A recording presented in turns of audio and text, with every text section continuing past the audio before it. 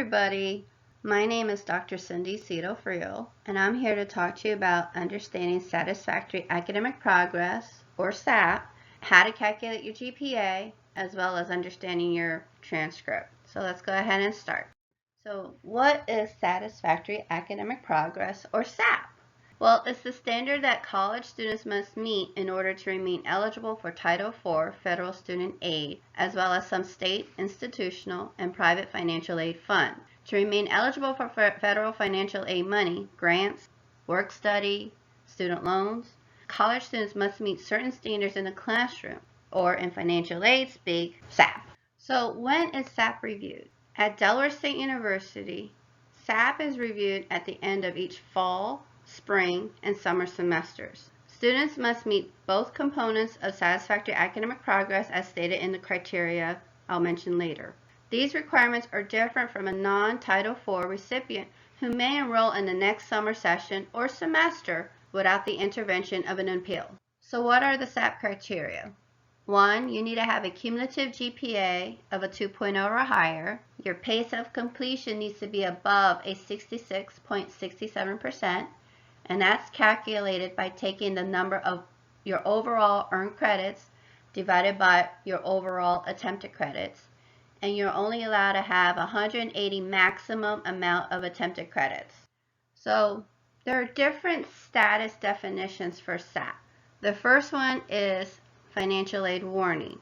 This is the first documented time that a student has experienced academic difficulty, and they're going to get this email saying that they're on SAP warning. You can also check your banner self-service to see where your SAP status is.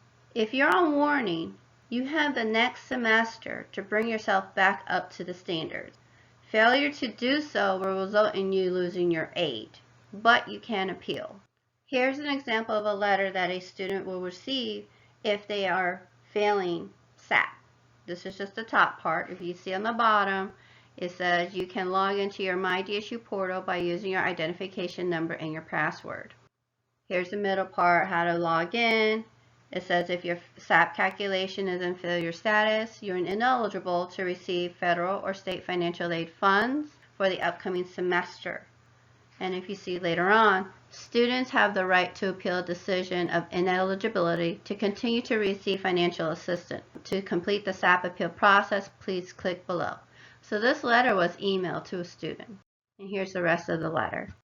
Here is an example of what a student could see if they log into their information in Banner Self-Service. Here's another example of when you log into your Banner Self-Service account to view your financial aid. As you can see here, for the student, based on your academic transcript, the status of your academic progress is failed, GPA, and completion rate as of summer 2020.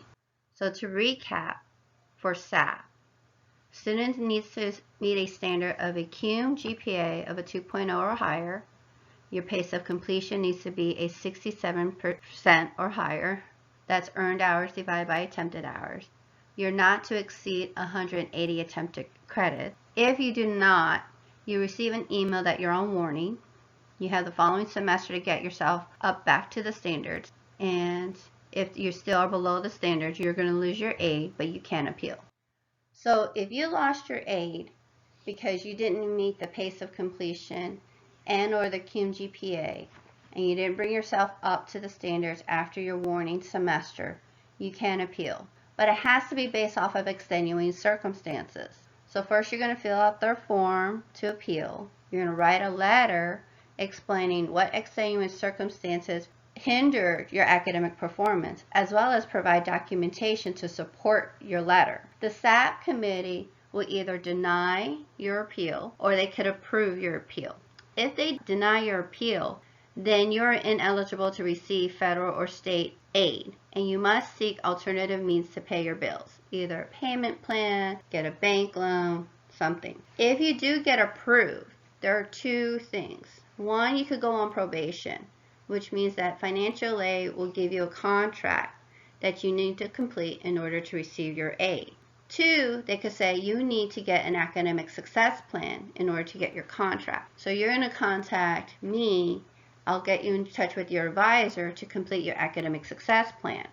once the academic success plan is sent to financial aid, they're going to contact you to get your contract. That contract states that whatever classes you are attempting, you are going to get C grades or higher. Failure to do so will result in you losing your aid once again. Calculating your GPA in college differs from high school because in high school, all your classes were worth 1 credit. So what you did is you just took the sum of all your grades and divided by how many classes you were taking. You can't do that in college because your college classes vary in credit hours. So in this example, you have to know that A's are worth 4, B's are worth 3, C's are worth 2, D's are worth 1, F's are worth 0, and WS are worth 0. That's for all the grades. It varies with the classes. So in this example, we have a freshman who's taking Seminar 1, Intro to Comp 1, Intro to Comp 2, College, History, and Human Bio. In the next column, it has the various credit hours. And then you have the grades, and you have the grade equivalencies. So that's where you see A's 4, B's 3, C 2, etc. So what you do is you take the credit hour and multiply it by the grade equivalence to get your quality point. And what you do is you add up those quality points and divide it by how many credit hours you're taking. So for this example, Seminar 1, the student got an A, so that's 4. So 4 times 1 is 4. Intro to Comp 1 got a B, 3. 3 times 2 is 6. Intro to Comp 2 got a B, that's 3. 3 times 2 credits equals 6. College Algebra earned a C. C is worth 2. 2 times 3 credits is 6. History, I got an A. So it's 4. 4 times 3 is 12 quality points. In bios, where I got a C, so it's 2. 2 times 4 credits equals 8. Add all those up, I got 42 quality points divided by 15 credit hours. So in this example, 42 divided by 15 is a 2.8. Analyzing transcript. If a student repeats a class, make sure that there's an I listed for the highest grade and E listed for the other ones. So if I took college algebra 5 times, I needs to be at the highest grade, and I need to have 4 E's for the other times I took college algebra. That I means include in the GPA. The other 4 E's means exclude from the GPA.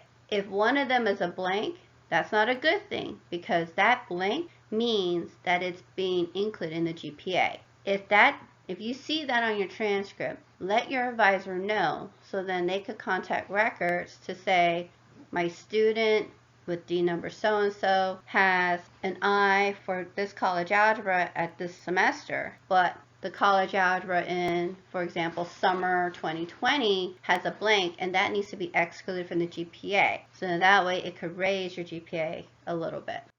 So here's an example of somebody's college transcript. If you see on the top, they have an E for African American history. When they first took it, they earned an F, and there was a blank. And then they took it in the spring of 17 and got a B. So at the end of the spring semester, the B has the I, which means include, and then the F now has an E, which means exclude from the GPA. So as you can see, the F grade is still on the transcript. It's just getting excluded from the GPA. So it's helping boost that GPA up a little bit. Pace of completion. Remember I told you how financial aid looks at pace of completion? It's earned hours divided by attempted hours.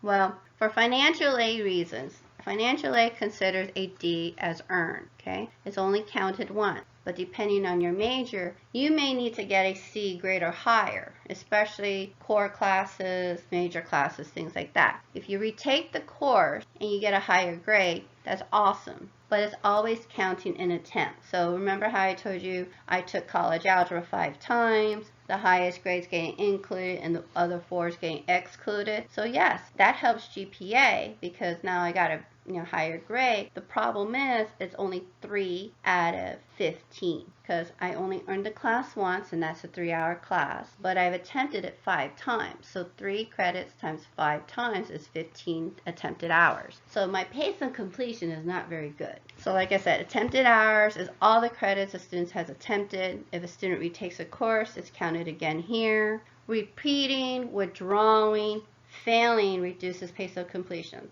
So that's why we highly recommend you talk to your professors, go to tutoring, go to the quantitative reasoning center, things like that. So then that way you are successful the first time around when you are taking a course. So you can keep proceeding and excelling and advancing towards your degree.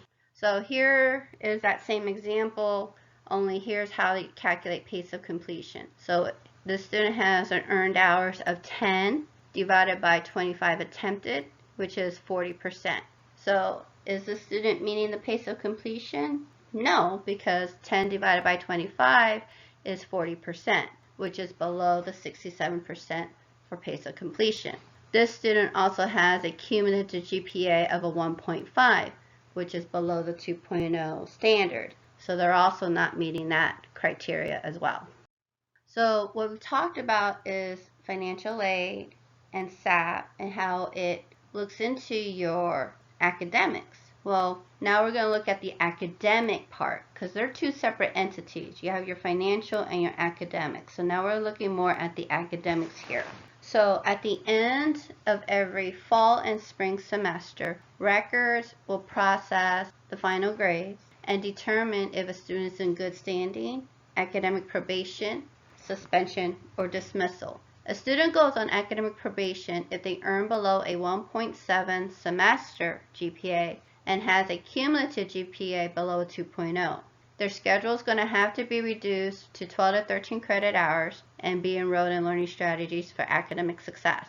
The student is ineligible to hold elective office or represent the university in any capacity. In order to get into good standing, the student has to earn a 2.0 semester GPA or higher in the next time. Academic suspension.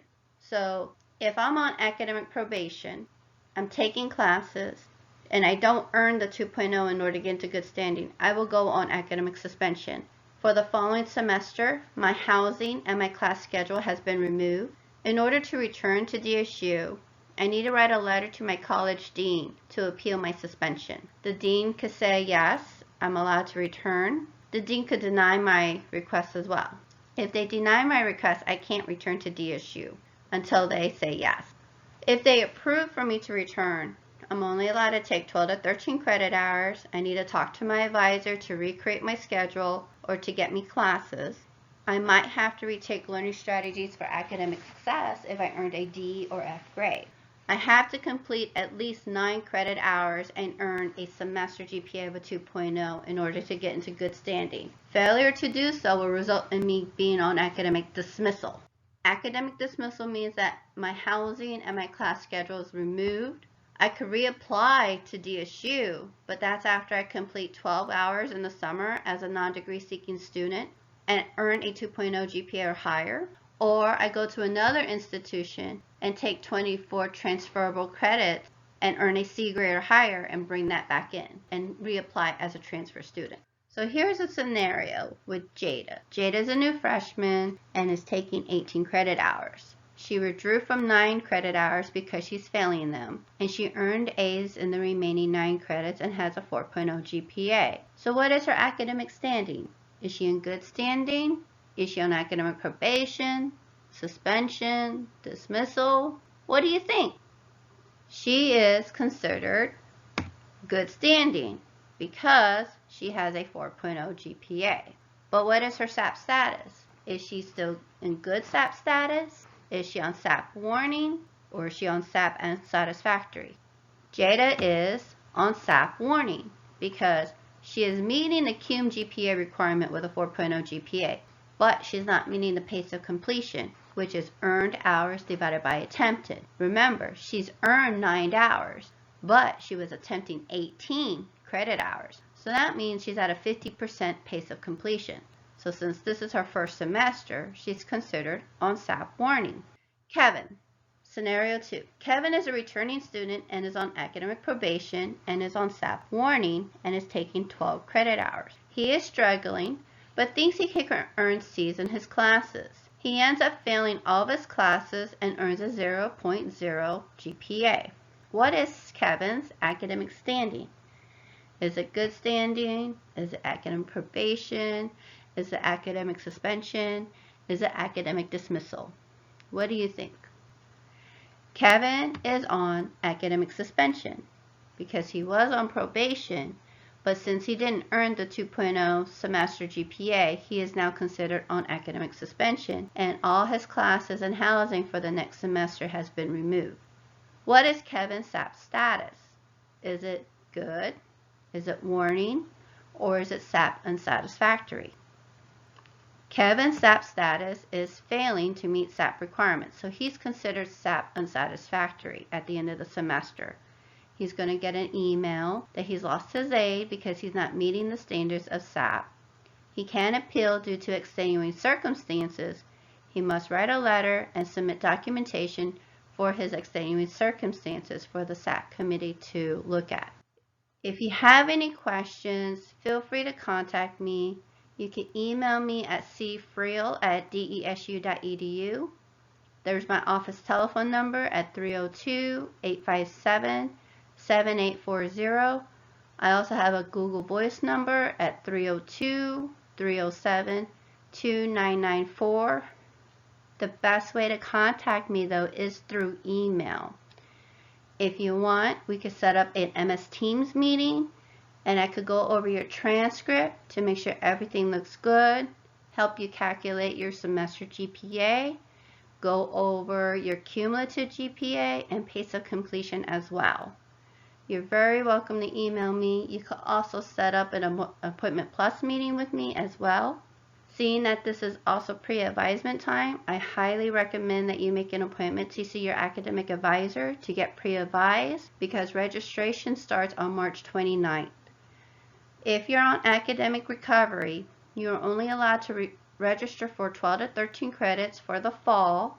Once the computer system sees that you've earned a 2.0 semester GPA when final grades come out, then you will be able to add additional classes. So when you do register for your classes for fall, register for the classes that are in higher demand or have lower sections, because they are going to be harder to get into in May. If you have classes that have more sections, wait to get those added in May or after finals get entered in the system. I hope this helps you guys. Again, send me an email. I'm happy to assist you. I hope this presentation aided in your understanding a little bit. Again, I don't work in financial aid, but I do have some understanding because I do work with students on academic recovery. I wish you guys the best and take care. Thank you and have a good one. Bye.